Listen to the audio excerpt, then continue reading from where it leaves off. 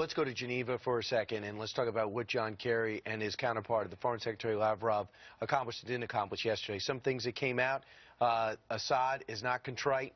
He's saying, I'm giving up my chemical weapons because Russia asked me to, and I'm going to give up my chemical weapons only if the U.S. promises not to strike and Israel gives up their nukes. Not really something that's feasible. Here, yes, but I think that what is being overlooked is this is a process. The United Nations has a process. It's a four-step process. They have locked us into a process that renders us impotent in this regard. The first process is Syria joins the Chemical Weapons Convention. That has happened. That's a good thing. They have announced this for the second part is they have 30 days automatically once they declare they're part of the convention. You get 30 days to give the inventory, your stockpiles, etc. That's the period we're in now. So the United States cannot, without violating the UN regulations and charter, cannot attack during this month. They've tied our hands. The third is you invite in the UN inspectors, and the fourth part of the process is you begin the process of destroying either in country or abroad the chemical weapons stockpile. So unless and until Assad uses chemical weapons again, legally speaking, under the international charters we are now part of, we cannot attack. So we have been outmaneuvered. At least big time they have bought. Is that good? No, let me finish my question. Okay. Is that good news for President Obama is what I meant to say. Because this takes him off the hook yet again. Now he can, because remember he left himself wiggle room without Congress's vote to still do the attack. Now he doesn't have the vote, and now he can attack. I think that people can have different opinions about the political impact on Barack Obama's career or his legacy, all the rest of it.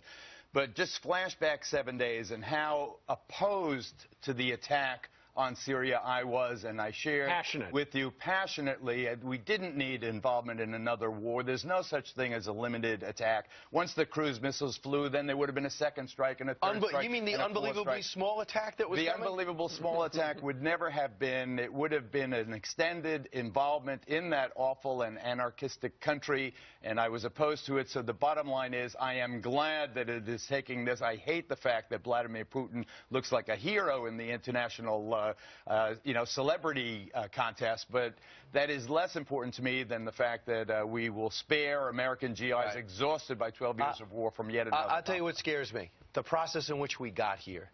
When the Secretary of State and President were clearly on different pages, where the President one gaffed. Where the President badly misjudged the congressional support and decided to go on that trip rather than stay home and work the room. And then how we look militarily, where a gap gives the Russians an opportunity to raise their profile. Senator Rand Paul had it exactly right. I would rather be lucky, or I'd rather my president be lucky than smart. Barack Obama is very lucky. Rand Paul got it exactly right, but it doesn't matter to me because the bottom line is we didn't bomb Syria. We didn't get involved in yet another sectarian civil war. And we're guaranteed that Assad stays.